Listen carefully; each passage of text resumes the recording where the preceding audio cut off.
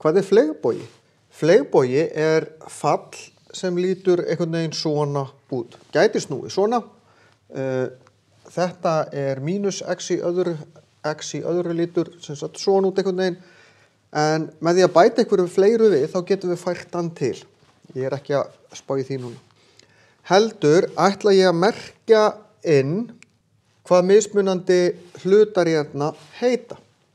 Þetta er topppunktur,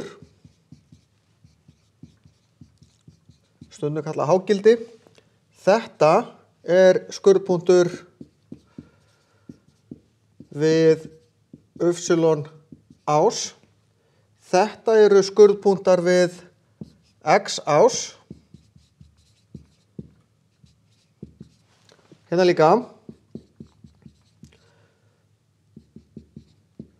líka kallaðar núllstöðvar.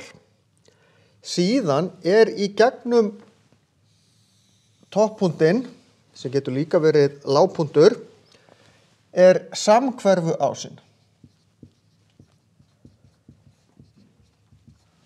Það er hægt að reikna núllstöðvarnar, það er hægt að reikna samhverfu ásinn og þá get ég fest inn punkta. Það er líka hægt að finna út hver skurðpunktur y-ás er og þá fæ ég fleiri og fleiri punkta sem hjálpa mér við að teikna fleygbogann minn.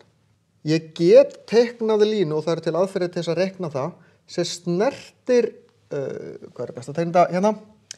Snertir fleygbogann minn bara akkurat í einum punkti hérna. Þetta kallast snertill. Við erum með mismunandi fleygboga, það er mismunandi eftir hvar þeir staðsetja sig.